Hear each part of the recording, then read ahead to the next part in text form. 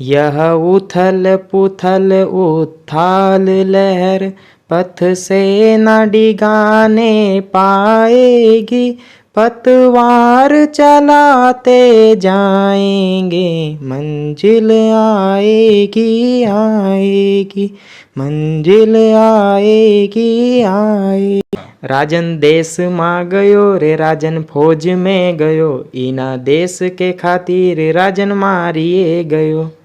राजन का माता पिता कई वाणी बोले, राजन का माता पिता कई वाणी बोले, असो लाड को लड़इयो चलियो रे गयो, असो लाड को लड़इयो चलियो रे गयो।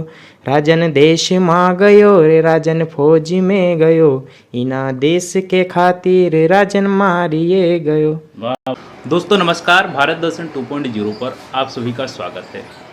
दोस्तों कुछ पाना है तो बातों से नहीं रातों से लड़ना पड़ता है, और मैं रात के 2 बज रहे हैं, मैं आया हूँ एक पीजी में। जानेंगे सभी एस्पिरेंट के बारे में, किस प्रकार से यहाँ पर एस्पिरेंट तैयारी करते हैं, किस प्रकार से रहते हैं पीजीओ में, हॉस्टल्स में और रूम में किस प्रकार के अंतर हैं, सभी प्रकार की जानकारी के बारे में जानेंगे और भैया लोगों से बात करेंगे। भैया आपका नाम क्या है? मेरा नाम विशाल पाटीदार है और मैं एमपी से बिलोंग करता हूँ। एमपी से कहाँ से? सीहोर जिले से। सीहोर जिले से हैं? Yes sir. तो क्या कर रहे हैं आप? मैं यूपीएससी की प्रिपरेशन कर रहा हूँ। अच्छा, यूपीएससी की तैयारी कर रहे हैं? जी सर। तो रात के 2 बज रहे हैं। हाँ यस सर। और तो रात में आप कितने टाइम तक जागते हैं? यही 3 बजे तक। 3 बजे तक? हाँ। अच्छा, तो और दिन में सोते कब हैं आप? दिन में 3 बजे सोते हैं तो 8 बजे यहाँ पर उठ जाते हैं।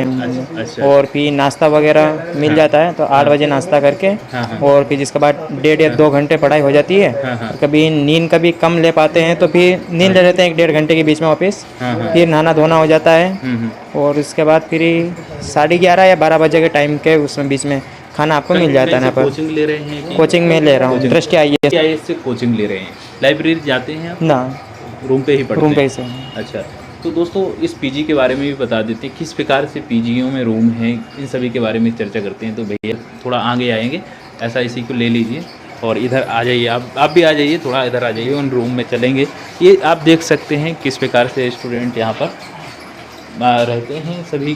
चलिए आगे चलिए, ठीक है। तो ये सभी रूम है, रूम के बारे में आप देख सकते हैं, नंबर भी लिखे हुए हैं 10, 11, 12 इस प्रकार से, और पूरा फ्लोर है यहाँ पे। रूम रेंट के बारे में भी चर्चा करेंगे किस प्रकार से है। अब सभी से बात करते हैं और जानते हैं इन सभी के बारे में। जैसा कि भैया से भी बात की थी, इनसे जाना था यूपीएससी की वो तैयारी कर रहे हैं। आप क्या कर रहे हैं? एनडीए की तैयारी। एनडीए की तैयारी जी। तो एनडीए के लिए तो उम्र काफ़ी कम मांगते हैं, क्या एज है आपकी? मेरी 18 का नहीं हूँ, मैं अंडर 18 हूँ। अच्छा, तो कहाँ से बिलोंग करते हैं? मैं यूपी अलीगढ़। क्या नाम है आपका? दिव्यांशु नाम है मेरा। दिव्यांशु, अच्छा। और भी जानते हैं भैया लोग, आपका नाम?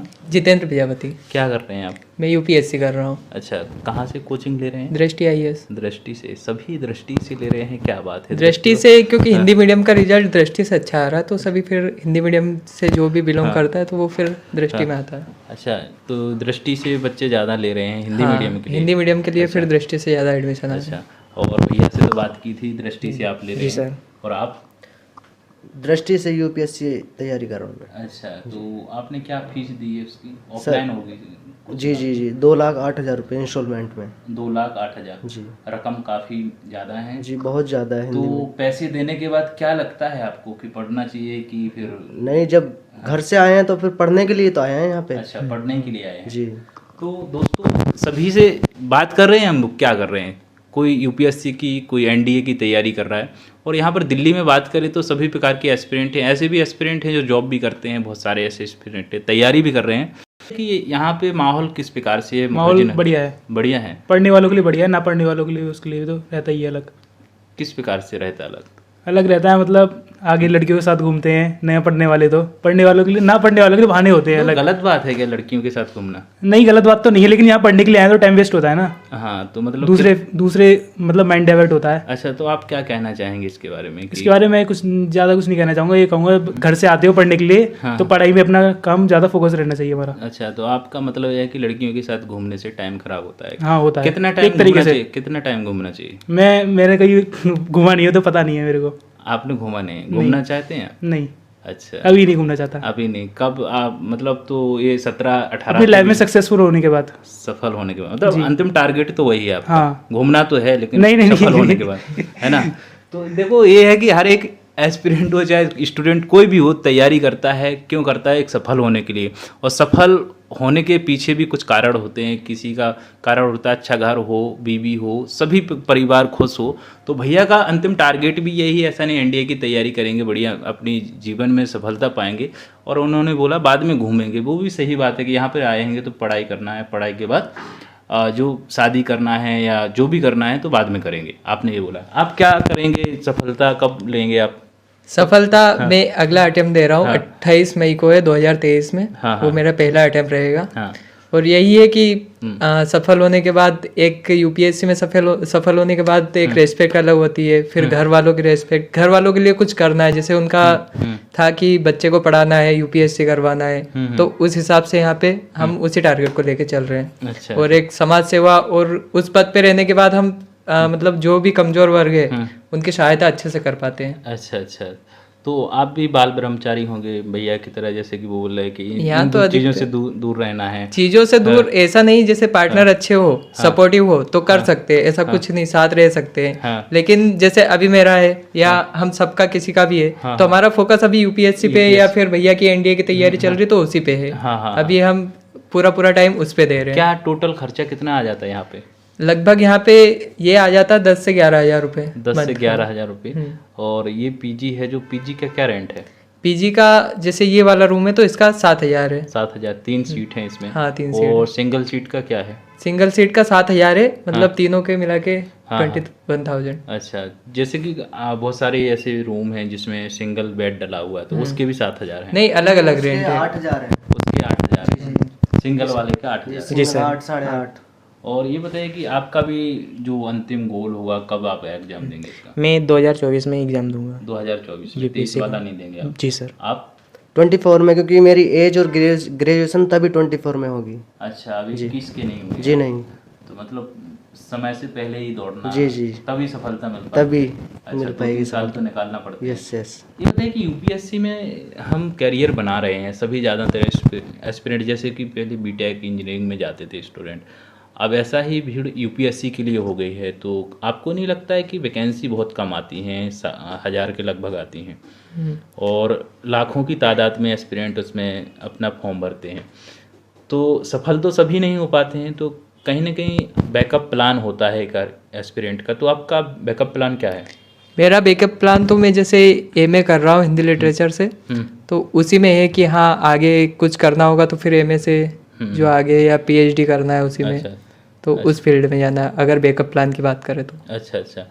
और जैसे कि भाई अभी एनडीए की तैयारी कर रहे हैं, जी। तो अभी कुछ योजनाएं आई हैं सैनिकों के लिए, तो क्या योजनाएं हैं? अग्निवीर की योजना आई है अभी। ये तो क्या है? नाम तो बहुत अच्छा अग्निवीर की लग रहा योजना में ऐसा होता है कि जैसे कि जो होते हैं पहले जीडी वाले होते थे, है ना, उसके लिए 3 साल के लिए होता है बस। वो अभी पहले होता था लाइफ टाइम के लिए, अब 3 साल के लिए, 4 साल के लिए, सॉरी 4 साल के लिए रहेगा सैनिक उसमें। उसके बाद उसे कुछ अपने स्टाइपेंड देके बाहर हो जाता है वो, फिर उसके लिए नई फिर भर्ती होती है, फिर आगे ऐसे ही चलता रहता है वो। तो ऐसा नहीं लग रहा है कि ये अब एक प्रकार से टेम्परेरी जॉब दे रहे हैं कि जी, भैया जी। आप संतुष्ट हो जाइए इससे? इसमें 2-4 ये साल सरकार ने ऐसा सोचा है कि सबको मौका मिलेगा इसके अंदर, तो सबको मौका मिलेगा। जो तो मतलब ये एस्पिरेंट हैं उसके भी, जीडी के भी, जो भर्ती में देख रहे हैं 4 उसके लिए साल भी। में काम हो जाएगा? नहीं, एक काम तो नहीं होगा, खैर वैसे सरकार की वो है, उसमें वो गलत तो कह नहीं सकता। वैसे उसे कुछ सोच समझ के किया होगा उन्होंने भी। तो आपको नहीं लग रहा है गलत है? नहीं, गलत तो है वैसे।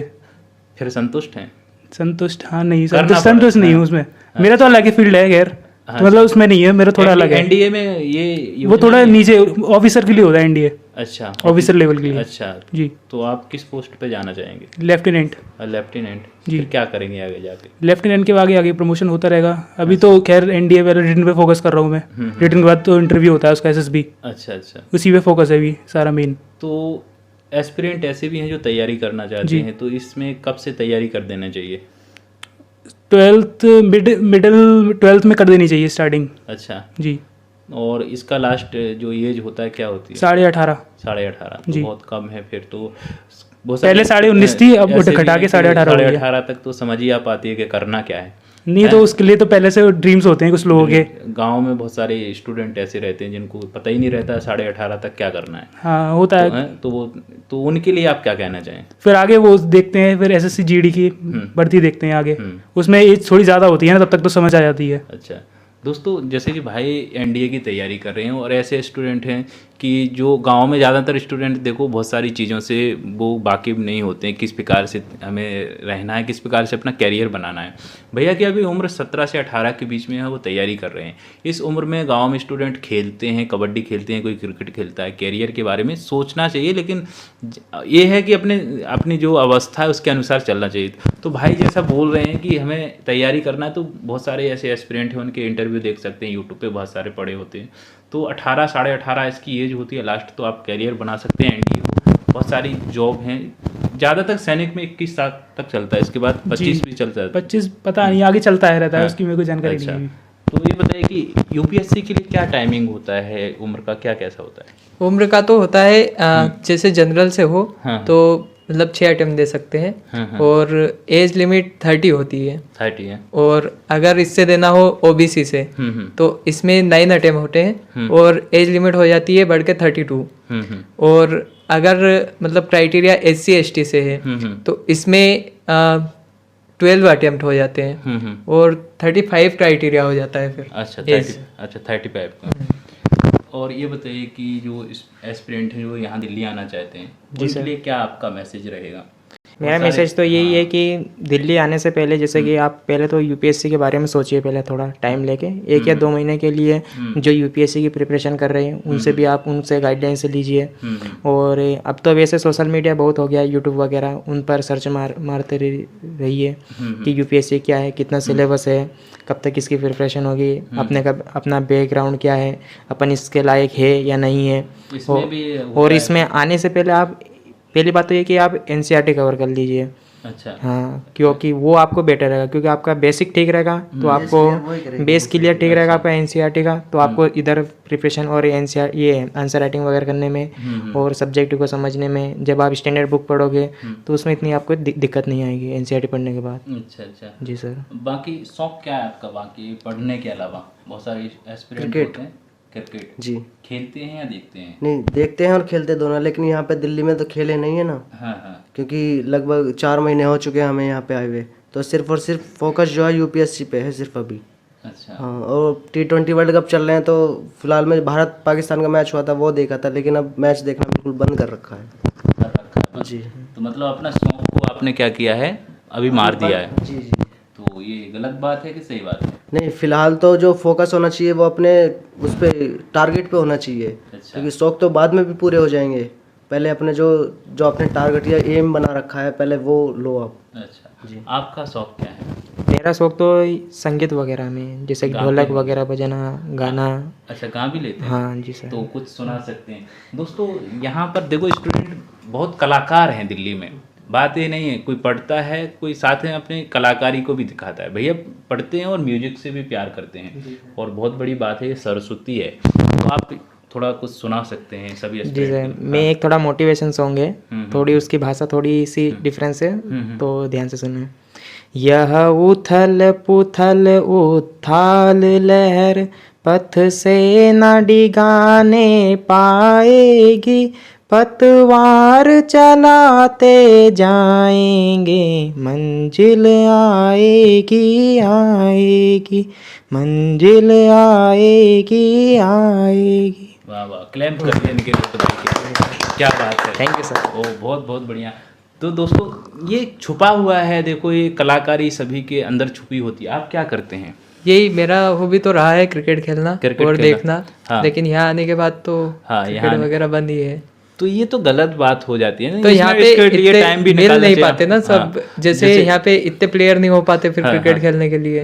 तो ऐसा तो है नहीं कि 2 बंदे जाएंगे क्रिकेट खेल के आ जाएंगे। फिर और सभी का टाइमिंग भी मैटर करता है, क्लासेस का टाइम अलग अलग होता है। जैसे कभी कभी मिल जाता है टाइम तो फिर संडे वो देख लेते हैं। यहाँ पर एक मैदान है दोस्तों, यदि किसी को शौक है क्रिकेट खेलने का तो यहाँ पे निरंकारी मैदान है, जा सकते हैं। यहाँ पे बाईपास के पास है, और संडे को 2-3 घंटे का टाइम निकाल के सभी जा सकते हैं जिसको शौक है। क्योंकि फिजिकली फिट होना भी बहुत जरूरी हाँ, है। वो तो क्रिकेट तो जरूरी बहुत है। बढ़िया एक्सरसाइज है मेंटली फिजिकली दोनों जरूरी तो है। आप क्या रखते हैं मैं शौक? वॉलीबॉल खेलने का शौक रखता हूँ। वॉलीबॉल, तो आप भी इससे दूर हो गए होंगे यहाँ पे आने। हाँ, यहाँ तो कभी खेला ही नहीं है, 4 महीने हुए आए हुए मेरे को यहाँ पर। तो फिर तो ये है कि हमारा शौक भी एक प्रकार से ऐसा बदल जाता है कि वो शौक ही नहीं रहा। जी। तो आप भी अपने दोस्त बनाइए, 1-2 घंटे के लिए यहाँ पे जा सकते हैं। नहीं, फील्ड बहुत 1-2 सारे- दोस्त हैं मेरे, कोचिंग के हाँ, दोस्त हैं, अच्छा, उनसे अच्छा। बात हो जाती है मेरी। अच्छा अच्छा। तो आपने कोई और भी गाना गा सकते हैं, अच्छा लगा यार सुन के। तो और तो गा सकते हैं हाँ। लेकिन सोचने में हाँ, 2-4 सेकंड का, 10-20 सेकंड का क्या है अब? अच्छे गाना क्या यही चाहिए, गीत वगैरह रहते हैं। गीत सुना दीजिए। कोई ऐसा नहीं है, फिल्में भी सुना सकते हैं।